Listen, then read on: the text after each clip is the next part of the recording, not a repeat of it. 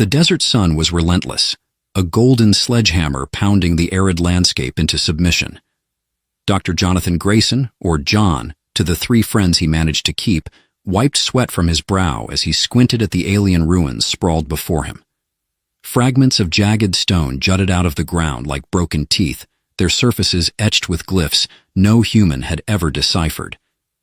The Zorithian civilization had vanished millennia ago, leaving behind only enigmatic structures, mysterious artifacts, and most importantly, a reputation for making archaeologists lose their minds. John was dangerously close to joining that list. "You're supposed to be the Indiana Jones of our generation," he muttered to himself, adjusting the straps of his worn backpack. "Instead, you're more like, I don't know, Indiana Bones. All work, no glory." His assistant, a squat AI drone named Dibbles, buzzed to life and floated beside him. Its metallic shell gleamed under the sun, and its single blinking eye glared at him with what John swore was programmed judgment.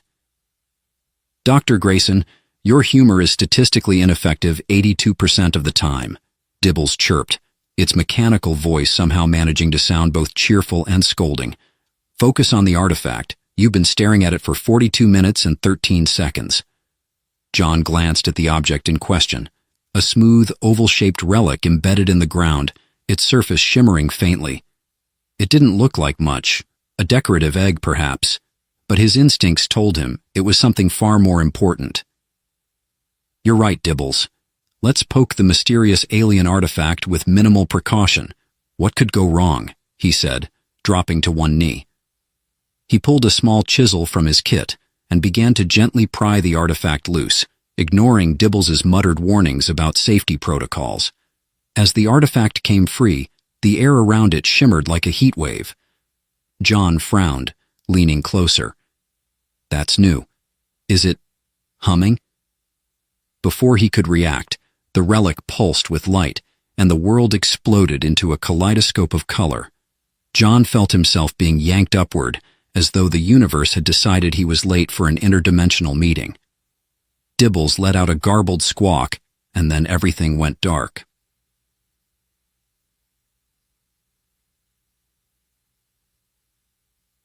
When John opened his eyes, he was no longer in the desert. Instead, he found himself sprawled in a lush meadow, surrounded by towering, glowing trees. Their leaves shimmered with iridescent colors, shifting hues with every breeze. Strange dragonfly-like creatures flitted through the air, leaving trails of sparkling dust in their wake. John groaned and sat up, brushing off the soft, moss-like grass that clung to his clothes. Dibbles was hovering nearby, its metallic eye scanning the area. "Where are we?" John asked, though he doubted the drone had any better idea than he did. "Analyzing," Dibbles replied. After a long pause, it added, "Probability of being on Earth, less than 0.001%. Probability of catastrophic incident caused by your actions, 89%. "Thanks for the vote of confidence," John muttered, rising to his feet. He took a tentative step forward, his boots sinking slightly into the soft ground. In the distance, he could see a massive structure, a palace perhaps, its spires glowing faintly against the alien sky. "Dr. Grayson, multiple entities approaching," Dibbles warned, hovering closer to John. John turned, just as a group of figures emerged from the trees. They were tall, humanoid, and clad in ornate armor that seemed to shift and shimmer like liquid metal. Their faces were partially obscured by helmets, but their glowing eyes fixed on John with unsettling intensity. Each of them carried a weapon that looked like a cross between a spear and a lightning rod. Hi?" John tried, raising his hands in what he hoped was a universal gesture of peace. "I come in peace.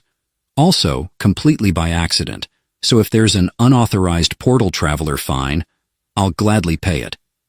The armored figures didn't respond. Instead, they moved as one, surrounding him in a semicircle.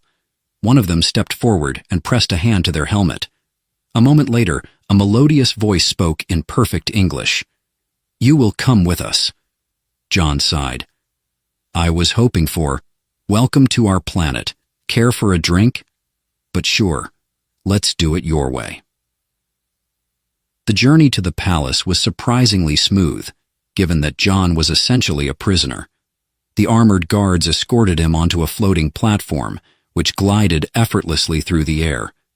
Dibbles floated beside him, making snarky comments that only John could hear. "Dr. Grayson, I calculate a 75% chance that this will end poorly for you." "Only 75%? That's practically optimistic," John replied, eyeing the palace as it loomed closer. It was a breathtaking structure, its walls made of a translucent material that glowed softly. Strange symbols danced across its surface, shifting and rearranging in patterns John couldn't begin to decipher. When they arrived, John was led through a series of grand halls, each more opulent than the last. The air smelled faintly of something floral, and the floor beneath his feet felt like polished glass. Finally, they reached an enormous chamber where a throne sat atop a raised platform. On that throne was a woman, or at least she looked like a woman. She was tall, with skin that shimmered like molten silver, and eyes that glowed a deep violet. Her hair flowed like liquid gold, defying gravity as it swirled around her head. She wore a gown that seemed to be made of starlight, and when she spoke, her voice was a symphony. "Altharian," she said, rising to her feet. "You have returned to me at last." John blinked. "I think you've got the wrong guy, lady. My name's John, Dr. Jonathan Grayson, definitely not an Altharian." The Queen tilted her head, her glowing eyes narrowing. "You do not remember? No matter. Time and distance have clouded your mind, but I know you. You are my husband, my king consort, and you have come back to fulfill your destiny." John opened his mouth to protest, but all that came out was a strangled laugh. "Husband? Lady, I'm single, chronically. Like, the last time I went on a date, the dinosaurs were still around." The Queen's expression softened, and she stepped closer. "Do not fear, Altharian. I will help you remember." John turned to Dibbles, who had been suspiciously quiet. "Any helpful input here?" "My analysis suggests compliance is your safest option," Dibbles said. Then, after a beat, it added, "Also, congratulations on your marriage." John groaned. "I'm starting to think that portal was a really bad idea." John stood in the Queen's grand chamber, his mouth still slightly agape, trying to process what he had just heard. The words king consort hung in the air like a bad punchline. The Queen's otherworldly presence might have been awe-inspiring under different circumstances, but right now, it was a cosmic comedy of errors. "Okay, Your Majesty," John began, holding up his hands as if surrendering to an alien parking ticket. "There's clearly been a mix-up. I'm just an archaeologist from a dusty little planet called Earth. The most royal thing about me is my coffee mug that says, King of Procrastination. So, if we could just clarify?" The Queen raised a shimmering eyebrow, her glowing violet eyes studying him as if he were both familiar and alien. "Your spirit remains unchanged, Altharian," she said, a ghost of a smile tugging at her lips. "Always so quick with words, even when your memories betray you." John sighed. "Look, lady. Her Radiance, Sovereign of Eltheris," one of the guards snapped, startling him. John rolled his eyes. "Fine. Her Radiance, Sovereign of Eltheris. You've got the wrong guy. I can barely keep a houseplant alive, let alone rule a planet." The Queen stepped closer, and John instinctively took a step back, nearly tripping over Dibbles, who floated nearby. "I understand your confusion," she said gently, "but your presence here cannot be a coincidence. The prophecy foretold your return." "Prophecy?" John echoed, shooting a glance at Dibbles. "Did I miss the memo? Or is this just alien Mad Libs now?" "Dr. Grayson," Dibbles interjected in its usual monotone, "I calculate an 87% probability that further sarcasm will result in punitive consequences." "Noted," John muttered. Moments later, John found himself being ushered through yet another series of glowing hallways. Every surface of the palace radiated a soft luminescence, the walls shifting with alien glyphs, that seemed to hum with energy. Dibbles hovered beside him, its eye scanning everything with meticulous precision. "So," John whispered, leaning toward the drone, "any idea what these glowing doodles mean?" "They are likely linguistic symbols, Dr. Grayson. My preliminary analysis suggests they contain complex directives, possibly instructions or ceremonial invocations." "Great," John deadpanned. "Alien IKEA. Maybe they've got a manual on how to get me back home. Or how to navigate your alleged royal duties," Dibbles replied unhelpfully. John groaned. "Whose side are you on, anyway?" The next stop was a massive ceremonial chamber that looked like it had been plucked from the fever dream of a sci-fi set designer. Pillars of light stretched up to a sky that wasn't there, and the floor beneath John's feet felt alive, pulsing faintly with every step. At the center of the room stood an ornate pedestal, atop which rested a crown that seemed to be made of pure energy, its tendrils shifting and sparking. "This," the Queen announced, gesturing toward the crown, "is the diadem of eternity. It binds the ruler of Eltheris to the planet's life force. As my consort, you must wear it to solidify your place at my side." John stared at the glowing artifact, his stomach doing somersaults. Quick question. Does it, kill humans?" Asking for a friend. The Queen tilted her head, clearly confused by the question. "It will not harm you, Altharian. The diadem is attuned to you." John turned to Dibbles. "What's the over-under on this thing frying my brain?" Dibbles' eye whirred as it scanned the crown. Likelihood of neural overload, 15%. Likelihood of immediate death, 9%. Likelihood of unforeseen side effects, 74%. John let out a nervous laugh. "Fantastic. Guess I should have taken out better life insurance." The Queen ignored his protests, motioning for the guards to guide him toward the pedestal. As they approached, the room's atmosphere seemed to shift, gravity bending ever so slightly, the air growing warmer. The crown pulsed, and John swore he heard whispers, faint and fleeting, just beyond comprehension. "This is a terrible idea," he muttered. "Terrible. Awful. The worst." "Dr. Grayson," Dibbles buzzed, "your commentary does not appear to be altering the trajectory of events." "Gee, thanks, Dibbles," John snapped. When John finally stood before the diadem, his heart was pounding so hard he thought it might leap out of his chest. The Queen stood behind him, her expression serene, as though this were the most natural thing in the universe. "Place it upon your head," she instructed. John hesitated, his hands hovering over the crown.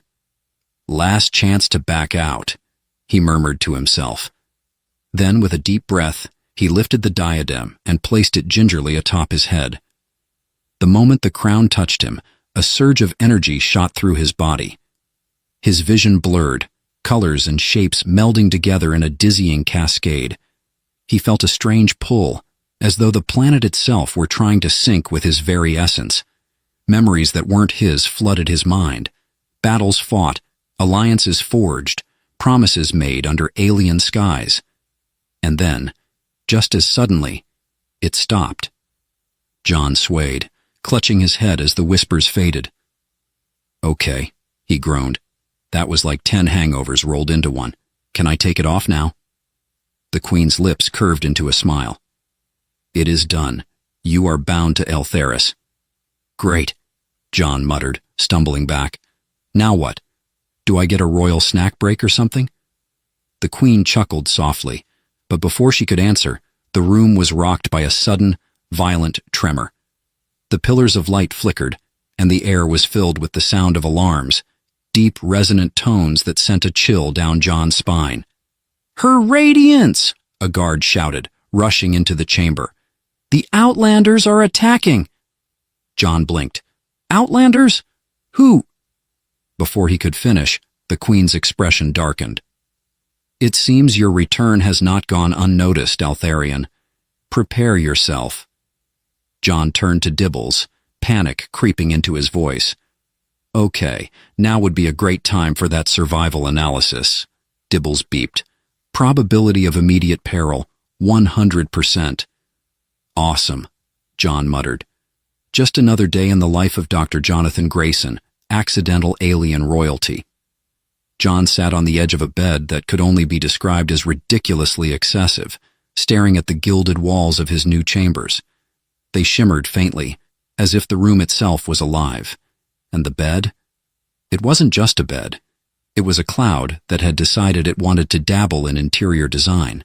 He sank an inch deeper into its plush surface, feeling equal parts impressed and irritated. So, I'm a king now, John said aloud. Dibbles hovered nearby, its metallic frame flickering faintly as it interfaced with the room's systems. Technically, you're a king consort. That implies secondary status. Congratulations on being a sidekick in your own marriage. John glared at the drone. Helpful as always, Dibbles. What's next? Are they going to throw me a royal welcome party with balloon animals and space confetti? Before Dibbles could reply, a soft chime echoed through the chamber. The walls parted, yes, parted, to reveal a tall alien figure with lavender skin, a cascade of iridescent hair, and a stern expression that could have bent steel. I am Visor Caltrin, Her Majesty's chief advisor, the alien announced, their voice carrying the weight of someone who probably filed royal taxes for fun. You are summoned to the Royal Science Annex to undergo the Remembrance Ceremony. Remembrance Ceremony? That sounds suspiciously like something I'll regret, John muttered. Caltrin's expression didn't shift. It is an ancient and sacred process designed to restore the memories of those who have forgotten their place in our great empire. Can't wait, John said dryly, standing up. Lead the way, Visor. The annex turned out to be a sprawling complex filled with glowing machinery, floating screens, and an alarming number of tubes containing substances that looked like they belonged in a villain's lair. Scientists with multicolored robes bustled about, their elongated limbs moving with precision as they adjusted dials, scribbled notes, and occasionally argued in a language John didn't understand. This is like walking into an alien episode of CSI, John whispered to Dibbles. You are statistically likely to be the body on the slab, Dibbles replied. Caltrin led him to a central platform surrounded by hovering orbs that crackled with energy. Step forward, the Visor commanded, gesturing to the platform. The process will be painless, probably. John hesitated. Define probably. Dr. Grayson, Caltrin said, exasperation leaking into their otherwise composed tone. Her Majesty has decreed this to be so. Do you question the will of the Queen? Yes, I do, John shot back. But apparently that's not a popular opinion around here. Before Caltrin could retort, a voice interrupted, smooth as silk, but laced with amusement. Visor, you are terrifying our guest. John turned to see the Queen herself, her luminous presence casting the room in soft light. She glided toward them, her gaze locking on him with unnerving intensity. Altharian, my love, she said, her voice a melody. Do not fear. This is merely the first step toward reclaiming your true self. My true self? John echoed. I think you've got the wrong guy. I'm not some long-lost space prince. I'm just a guy who gets sunburned in 10 minutes. The Queen smiled, a flicker of humor in her otherwise serene expression. Your wit is as sharp as I remember. This will be entertaining. Oh, glad to hear I'll be the comedy act during my own alien brain scramble, John muttered, stepping reluctantly onto the platform. Do I at least get a souvenir if this fries my neurons? The scientists began activating the machine, and the orbs flared to life. John winced as a web of golden light surrounded him. His thoughts felt like they were being gently prodded, as if someone were rifling through the attic of his brain, looking for old family albums. Processing memories, one of the scientists said in a clipped tone. Ah, fascinating. His neural pathways are quite unique. John raised an eyebrow. Is that scientist speak for you're broken? Not broken, the scientist replied, tilting their head in curiosity. Simply inefficient. Dibbles' word. That tracks. The The process ended with an anticlimactic beep, and the orbs powered down. John blinked, half expecting some grand revelation, but his mind felt exactly the same. "Well, that was underwhelming," he said. "No hidden memories, no sudden flashbacks to a space wedding. Guess I'm off the hook." The Queen stepped closer, her expression unreadable. "The remembrance ceremony is but the beginning. Perhaps what you seek will reveal itself in time." John smirked. "Or maybe I'm just a guy who touched the wrong shiny rock." Later, John found himself in the palace's dining hall, a cavernous space filled with alien delicacies that glowed ominously. He poked at a plate of squirming neon-blue noodles while Dibbles translated the menu. "Option 3, pulsar eel tendrils," the drone chirped. "It's considered a delicacy, though consumption may result in temporary bioluminescence." "Hard pass," John said, pushing the plate away. "What's option 4? "Solar fruit soup," Dibbles replied. "Warning, the heat intensity can be classified as explosive." John sighed, glancing around the table. The Queen sat at the head, her regal demeanor undiminished, despite the chaotic variety of food. Caltrin sat nearby, dissecting a dish with surgical precision, while the other advisors muttered amongst themselves. "I feel like I've crashed someone else's Thanksgiving," John said under his breath. The Queen raised an eyebrow. "Is that another of your Earth customs?" Yeah," John said. "It's a holiday where we overeat and argue with our relatives. Not that different from this, actually." For the first time, the Queen laughed, a soft musical sound that seemed to make the room a little brighter. "You continue to surprise me, Altharian." "Stick around," John said. "I'm full of bad jokes and worse decisions." Caltrin sighed audibly. "If we are finished with this revelry, there is much work to be done." John leaned back in his chair, crossing his arms. "Oh, don't mind me. I'm just the guy who's supposed to remember how to rule an empire I didn't know existed. No big deal." The Queen smiled, but there was steel in her gaze. "You may not believe now, but you are more important than you realize. The fate of our people depends on you." John gulped. "No pressure, then." As the meal continued, John couldn't help but wonder if he'd ever find a way out of this mess, or if, somehow, this glittering alien world was exactly where he was meant to be. The palace glowed like a living jewel under the alien twilight, its crystalline walls refracting the light into a kaleidoscope of colors. John sat in what could only be described as an overly opulent lounge, the kind that screamed, royalty with too much free time. A floating platter of food hovered nearby, offering delicacies he couldn't identify but was too curious not to nibble on. One particular morsel popped and fizzed like champagne in his mouth, earning a muffled laugh from Dibbles. "You're eating alien appetizers while being held hostage. Remarkably on brand, Dr. Grayson," Dibbles remarked, its mechanical eye blinking with faux amusement. "It's called stress eating," John muttered, "and if I'm about to be declared someone's long-lost alien husband, I deserve a snack." Before Dibbles could deliver another biting comment, the doors to the lounge slid open with a soft hum. The Queen entered, her gown flowing as if caught in an ethereal breeze.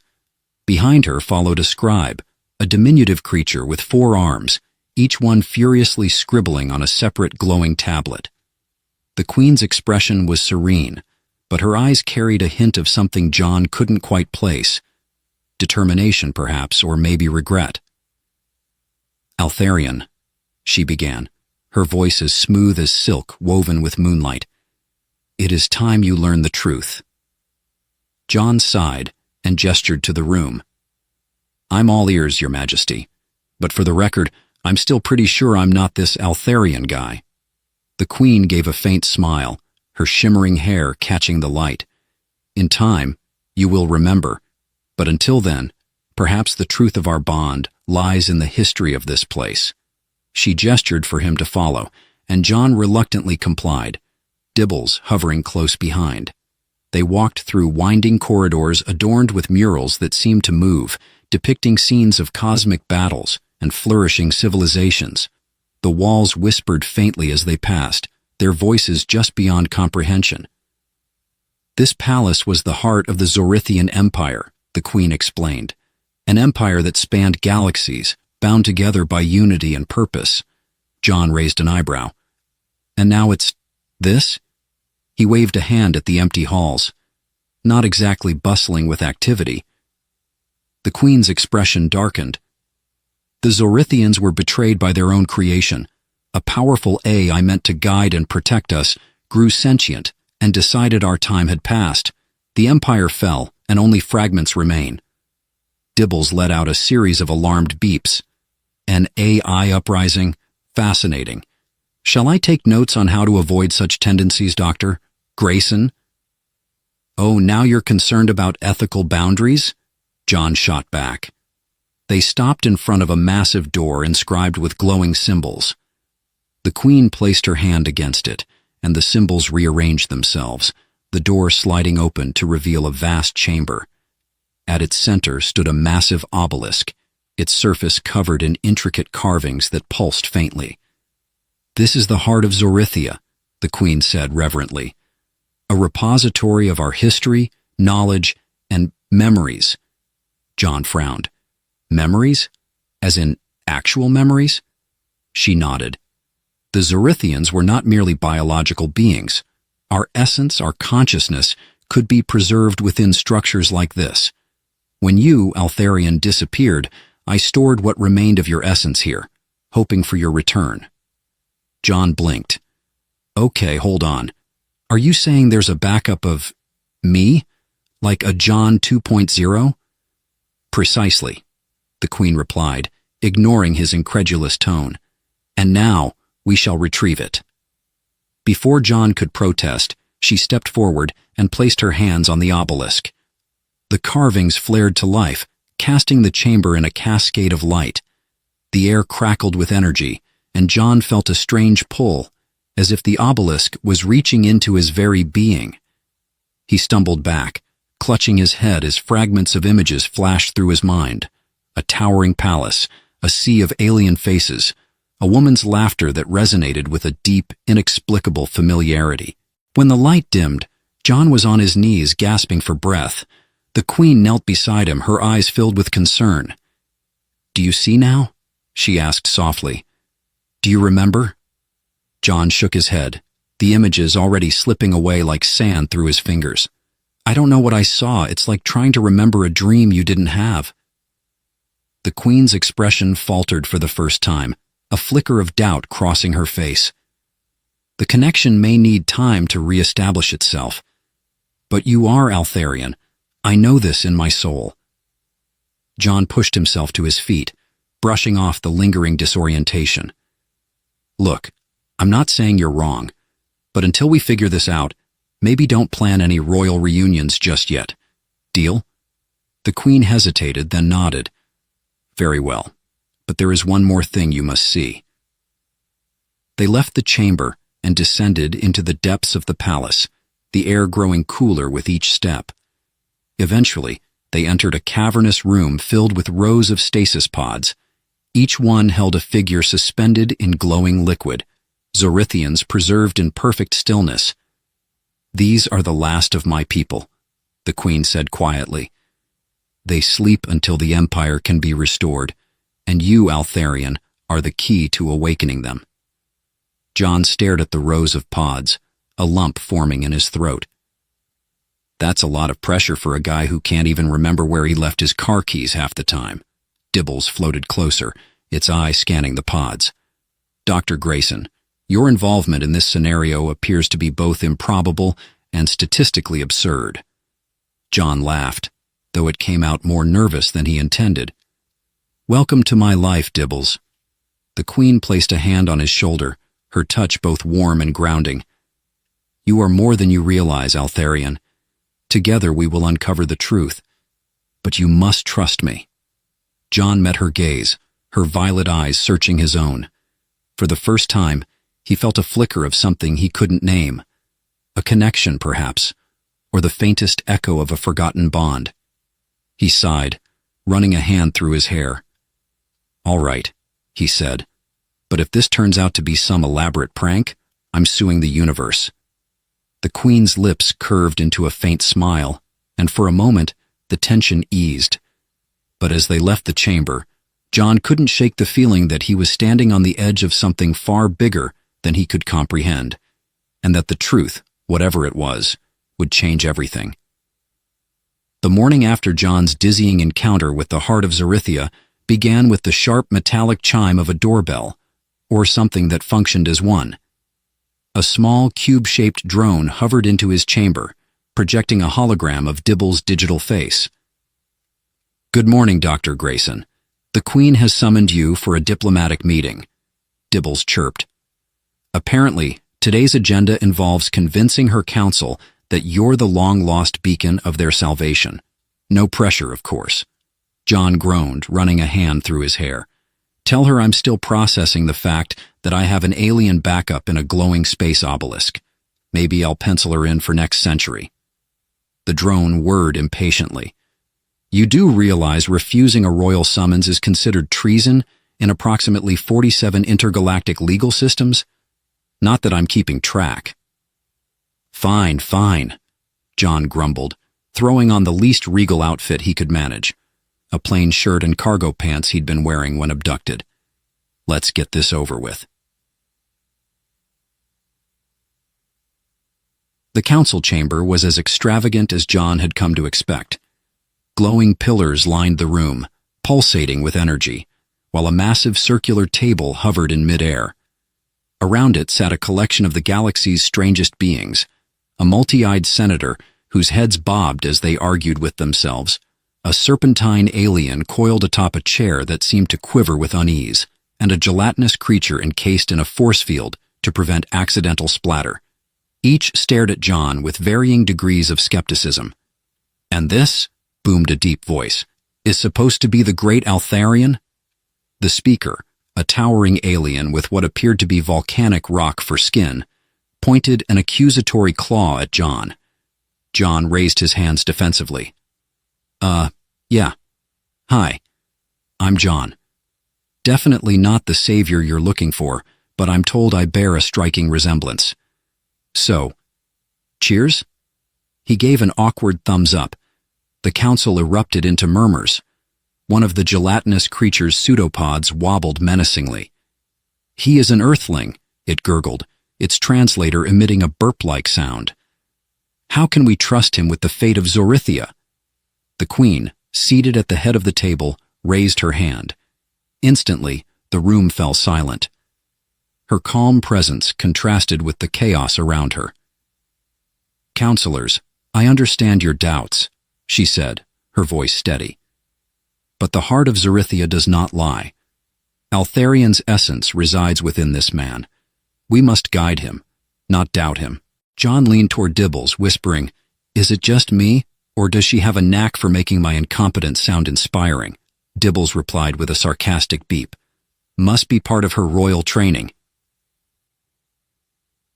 The meeting dragged on, with council members debating everything from John's humanity to the exact color of his aura, which apparently lacked sufficient cosmic resonance. John mostly stayed quiet, sneaking glances at the Queen, who maintained her composure despite the relentless questioning. Finally, an alien with a head that resembled a glowing onion spoke up. Perhaps a demonstration of his supposed abilities is in order. John blinked. "Abilities? What abilities? I can barely balance a checkbook." The onion alien gestured toward a hovering platform that appeared in the center of the room. "Step onto the resonance disk. It will amplify your latent energies." "Latent energies?" John echoed, eyeing the disk like it was about to explode. "Yeah, sure, sounds great. Let's all just ignore the part where I might vaporize myself." He reluctantly climbed onto the platform. The moment his feet touched it, a wave of energy surged through his body. Lights around the room dimmed, and the disk hummed, resonating with a deep, otherworldly tone. The counselors leaned forward, their skepticism momentarily replaced by curiosity. Then the disk sparked, sending John flying backward into a gelatinous council member. The impact was accompanied by a squelch and a sound like a deflating balloon. "Well," John said, struggling to free himself from the goo, "at least we know I'm not secretly Superman." The room burst into chaos. Some counselors shouted about wasted time, while others laughed or made noises that John assumed were alien laughter. The gelatinous alien sputtered indignantly, its translator emitting a series of wet pops. "This is your savior?" the volcanic alien bellowed, slamming a fist on the table. "He cannot even stand on a resonance disk." The Queen stood abruptly. "Enough," she said, her voice cutting through the noise like a blade. The room fell silent. The path to salvation is never simple. Altharian's journey has only just begun. Dismissing him now would be a grave mistake. John wiped goo off his face, muttering, "Grave mistake feels pretty accurate." After the meeting, John found himself in the palace gardens, a sprawling expanse of bioluminescent flora and floating waterfalls. He slumped onto a bench, Dibbles hovering nearby. "Well, that was a disaster," he said, rubbing his temples. "What's next? Proving I'm not a Zerithian by failing their version of a karaoke night?" "On the bright side," Dibbles said, "you've successfully lowered their expectations to subterranean levels. Anything remotely competent from you will now seem miraculous." John laughed, despite himself. "Thanks, Dibbles. Your confidence is inspiring." The Queen approached, her steps light but purposeful. She regarded John with a mixture of sympathy and determination. "I understand this is overwhelming," she said, "but you're stronger than you realize." "You keep saying that," John replied, "but what if I'm just me? No secret powers, no cosmic destiny, just a guy who's really good at making terrible first impressions." The Queen's lips curved into a faint smile. "Even the smallest spark can ignite a fire that changes the galaxy. Trust yourself, John." He met her gaze, feeling a flicker of something he couldn't quite name. Perhaps hope, or maybe just the absurdity of his situation sinking in. Either way, he nodded. "All right," he said. "But if I screw this up, you owe me an intergalactic pizza. Deal?" The Queen tilted her head, clearly unfamiliar with the concept. "We shall see." As she walked away, John turned to Dibbles. "Think she knows a good pizza place around here?" "Unlikely," Dibbles replied dryly. "But I'm sure we can find something that's only mildly poisonous to humans." John laughed, shaking his head. For the first time since arriving on Zerithia, he felt a sliver of optimism. Sure, the galaxy thought he was their savior. Sure, he'd just face-planted in alien goo. But maybe, just maybe, he'd figure it out, eventually. The next morning, John woke up to a symphony of alien bird calls and what he could only describe as the sound of a microwave having an existential crisis.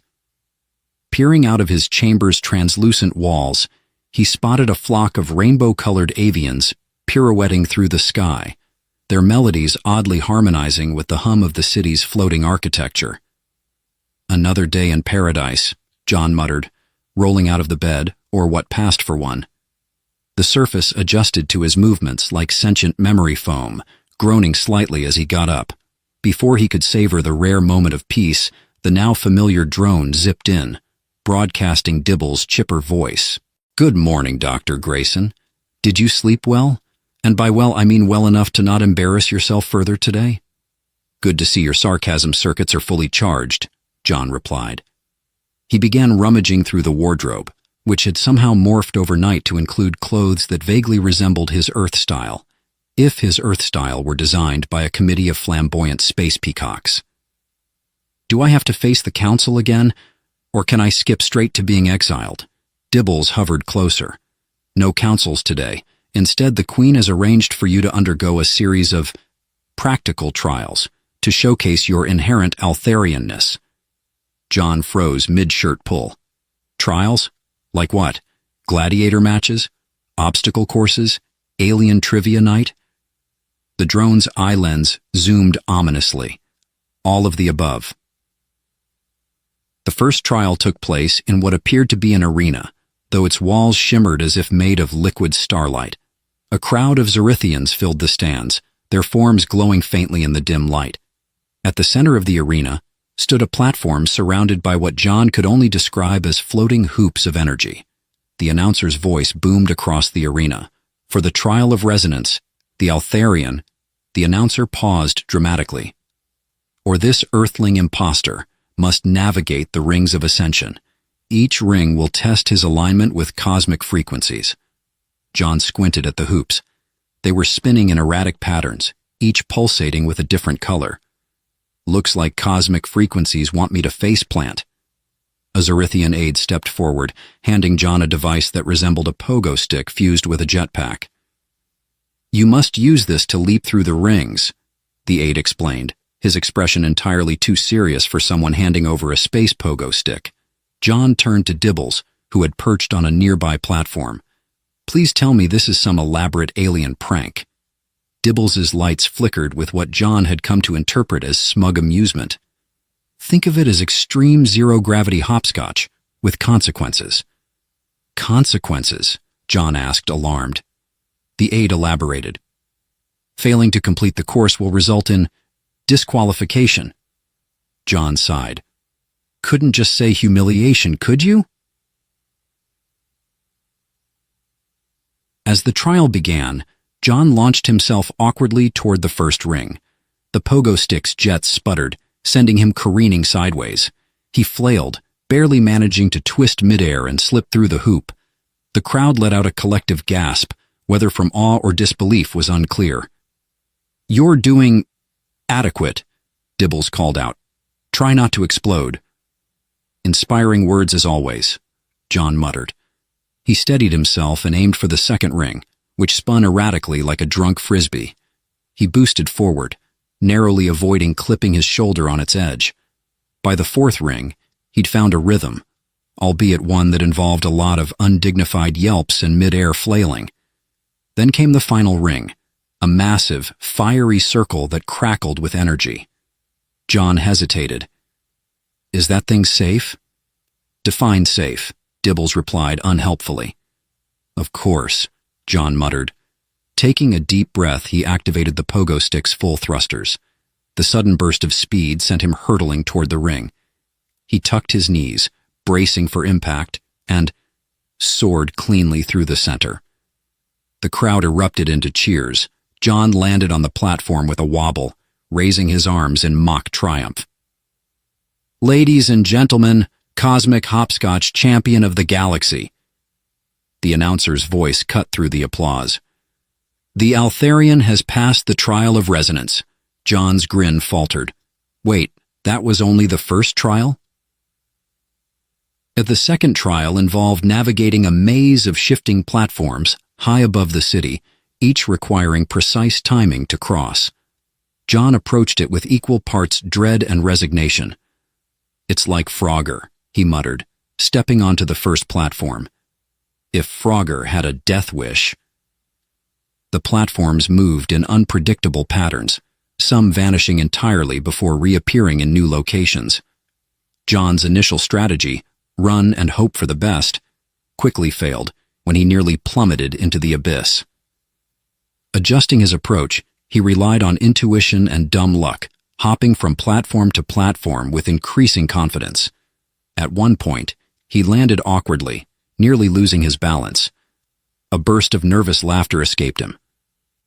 Who designs these things? Evil space engineers? From a nearby observation deck, Dibbles quipped, To be fair, they're calibrated for beings with superior coordination. Oh, great, John replied. Just what I needed. A reminder that I'm the galaxy's least coordinated savior. He finally reached the maze's end, collapsing onto solid ground. The crowd cheered once more, though John suspected at least half of them were betting against him. The third trial, the test of unity, was shrouded in secrecy. John was led into a chamber filled with strange, glowing orbs. The Queen herself awaited him there, her serene expression betraying a hint of amusement. For this trial, she explained, you must synchronize your energy with mine to light the orbs. John blinked. Synchronize? Is that code for something? She smiled faintly. It requires focus and trust. Shall we begin? Placing her hands on an orb, she gestured for John to do the same. The moment his fingers touched the surface, a surge of warmth spread through him. The orb glowed faintly, its light pulsating in time with their combined heartbeats. John's earlier nerves gave way to a strange calm. "You're doing well," the Queen said softly. "Thanks," John replied. "For a second, I thought it was going to explode." Her laughter was unexpected but genuine. "Your humor is unique." "So I've been told," John said with a grin. The final orb lit up in a brilliant burst, signaling the trial's completion. The Queen stepped back, her gaze steady. "You have passed all 3 trials, John. You've proven your resilience even if your methods are unconventional." John's grin widened. "Unconventional is my middle name." As they left the chamber, Dibbles chimed in. "For once I'm impressed. Perhaps you're not a total lost cause after all." John laughed, feeling a rare flicker of pride. "High praise coming from you." The Queen's voice cut through their banter. "This is only the beginning, Altharian. The path ahead will be far more challenging." John nodded. "Bring it on, just maybe no more pogo sticks." The trial chambers had quieted. The Zorithian Queen's words still rang in John's ears as he walked back to the preparation halls, Dibbles zipping along beside him. The events of the day felt like a fever dream. Pogo sticks, glowing orbs, and platforms that defied the laws of physics. Yet, somehow, he'd passed. "So, does this mean I'm officially the Altharian now?" John asked, half joking as he wiped sweat from his forehead. Dibbles's lens tilted in a way that suggested a raised eyebrow. "You're provisionally the Altharian. Don't get cocky. It's a title, not a superhero cape." John grinned. "Great, because I was just about to order a custom cape. Maybe something with a flaming rocket on it. I weep for this galaxy." Back in the Queen's chamber, a quiet celebration was underway. Zorithian luminescent plants swayed gently in the air currents, casting a warm glow across the room. The Queen herself stood at the center, radiating an aura of calm authority. Beside her, Talia waited, her expression unreadable. John hesitated at the entrance. "Do I just walk in? Or do I have to do the whole bowing thing?" Talia smirked. "I'd pay to see you bow without tripping." "Charming as ever," John shot back, but he stepped into the room with as much poise as he could muster. The Queen turned toward him, her gaze softening. "You've done well today, John Grayson." "Thanks," he said, scratching the back of his neck. "Although, I think well might be a stretch. Miraculously didn't die feels more accurate." The Queen's lips twitched in the faintest hint of a smile. "Humility is a good start." The evening meal that followed was unlike anything John had experienced before. A circular table floated mid-air, laden with dishes that seemed to shimmer and shift colors, as if deciding what flavor to embody. Talia handed him a glowing orb that looked suspiciously like a snow globe. "What's this?" he asked, poking it cautiously. "Drink it." "Drink the glowing orb?" John raised an eyebrow. "I've seen enough sci-fi movies to know how this ends." Talia rolled her eyes and took a sip of her own. "It's a Zorithian tradition. It adapts to your body's needs." "Right, because nothing says safe like mystery liquid." With a sigh, John tilted the orb and took a cautious sip. The liquid was cool and effervescent, spreading warmth through his chest. Tastes like mango. No, wait. Peppermint? Okay, now it's bacon? Talia laughed, a sound John realized he hadn't heard often enough. "It's meant to be comforting." "Well, mission accomplished," John said, leaning back as the table began to rotate, presenting new dishes. "Although I'm starting to think your planet's theme is, let's see how much weird stuff the Earthling can handle." Talia raised an eyebrow. "Isn't that what humans do with their reality shows?" John pointed at her. Touché. After the meal, the Queen rose, her presence commanding the room. The hum of conversation ceased as she addressed the gathering. Today marks the beginning of a new chapter. For centuries, we've awaited the return of the Altharian, and while John Grayson may not be what we envisioned, her eyes twinkled with subtle amusement, he has shown us the strength and spirit necessary to guide us through the challenges ahead. John shifted uncomfortably under the collective gaze of the room. No pressure or anything, he muttered. Talia elbowed him lightly. Relax, they're just figuring out if you're worthy of worship.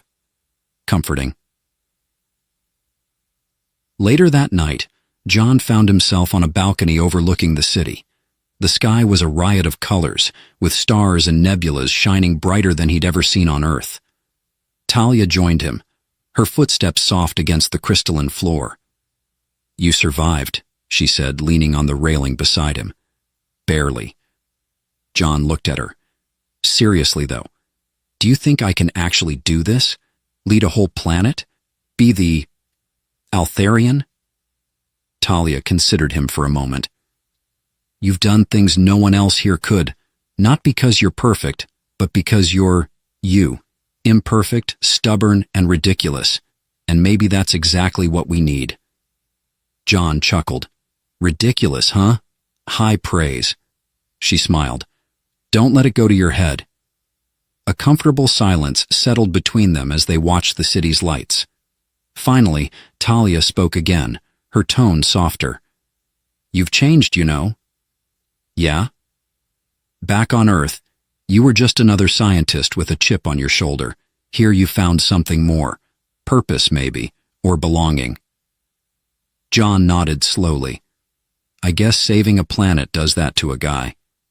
And getting over yourself, also that. As the first rays of Zerithian dawn crept over the horizon, Dibbles buzzed onto the balcony. Hate to interrupt the heartfelt moment, but we have a situation. John groaned. Of course we do. What is it this time? Intergalactic war, cosmic storms, alien tax audits? Dibbles' lens zoomed in ominously. An incoming vessel, unidentified and heading straight for the palace. John exchanged a glance with Talia. Guess the universe couldn't give me one night off. She smirked. Welcome to leadership. As they hurried inside, John couldn't help but smile despite the looming threat. For better or worse, this was his life now. Alien trials, glowing orbs, and all. Let's save the galaxy, he said, cracking his knuckles. Again.